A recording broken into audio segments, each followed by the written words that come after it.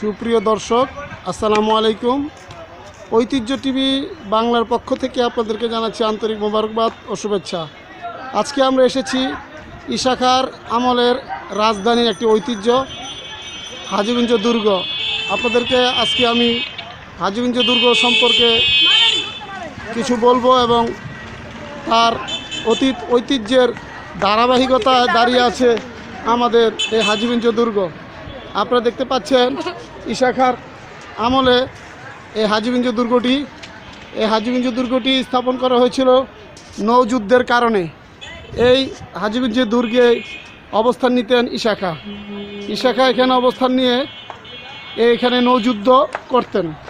আমরা সে হাজীগঞ্জ দুর্গে ভিতরে প্রবেশ করছি এবং হাজীগঞ্জ দুর্গটি আপনাদেরকে দেখাচ্ছি।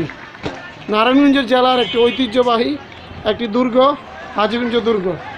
এই দুর্গটিতে দেখতে পাচ্ছেন অনেকে দূর দূরান্ত থেকে খেলতে আসেন। মুক্তভাবে একটি মাঠ হিসেবে এখন ব্যবহৃত হয় হাজীগঞ্জ দুর্গটি। আমরা আজকে দুর্গের ভিতরে এসেছি। দুর্গের ভিতরে আমরা দেখতে পাচ্ছি অসংখ্য ছেলেমেয়েরা এসে এখানে মুক্ত মাঠের মতো ব্যবহার করছে এবং তারা খেলা করছে। কেউ এখানে দেখতে পাচ্ছেন ক্রিকেট খেলার জন্য অনেক ছেলেরা দূর দূরান্ত থেকে এখানে এসেছেন। তারা হাজীগঞ্জ দুর্গের ভিতরেই তারা খেলছেন। নারায়ণগঞ্জে আশেপাশে কোনো মাঠ নাই বিধায় এখানে বিনোদনের জন্য তারা এখানে আসছেন, ঘুরছেন এবং এই হাজীগঞ্জ দুর্গটি অবলোকন করছেন। ইতিহাস ঐতিহ্যের ধারাবাহিকতায় সুরারগাঁর ঈশা খাঁর এক ঐতিহ্য হিসেবে দাঁড়িয়ে আছে আমাদের এই হাজীগঞ্জ দুর্গ কেল্লাটি। আপনাদেরকে আমি ঘুরে ঘুরে হাজীগঞ্জ কেল্লার এই দুর্গটি দেখাচ্ছি। আমরা জানি, ইতিহাস থেকে জানা যায় এই হাজীগঞ্জ কেল্লার একটি নৌযুদ্ধের জন্য, শত্রুতে মোকাবেলা করার জন্য এবং শত্রুদের প্রতিরোধ করার জন্য এখানে ঈশা খাঁর নৌযুদ্ধরা অবস্থান করতেন এবং এখান থেকে শত্রুদের প্রতিরোধ করতেন। নারায়ণগঞ্জের বুড়িগঙ্গা শীতলক্ষা নদীর দিয়ে এখানে ঈশা খাঁ সেই সোনারগাঁ যেতেন। সোনারগাঁয়ের রাজধানী বাংলার একসময় ছিল এবং ঈশা খাঁর একটি নৌযুদ্ধের দুর্গ হিসেবে পরিচিত ছিল এই ঈশা খাঁ দুর্গটি। আজকে আমরা আপনাদেরকে ঘুরে ঘুরে এই দুর্গটি দেখাচ্ছি।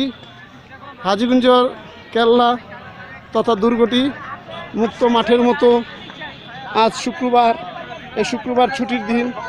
এই ছুটির দিনে অনেকে উপভোগ করতে এখানে এসেছেন, কেউ খেলার জন্য এসেছেন, কেউ বিনোদনের জন্য এসেছেন। আমরা দেখতে পাচ্ছি আপনাদেরকে আজ সে হাজীগঞ্জ দুর্গের কেল্লার মাঠটা দেখাচ্ছি। সুপ্রিয়, এই কেল্লাটি আপনারা দেখছেন ঈশা খাঁর আমলের তৈরি। আমরা আপনাদের সেই কেল্লাটি ঘুরে ঘুরে দেখাচ্ছি। ঐতিহ্যের ধারাবাহিকতা দাঁড়িয়ে আছে হাজীগঞ্জ কেল্লা দুর্গটি এবং এই কেল্লা ভিতরে আসলে আপনার সেই ঐতিহ্যকে স্মরণ করিয়ে দিবে।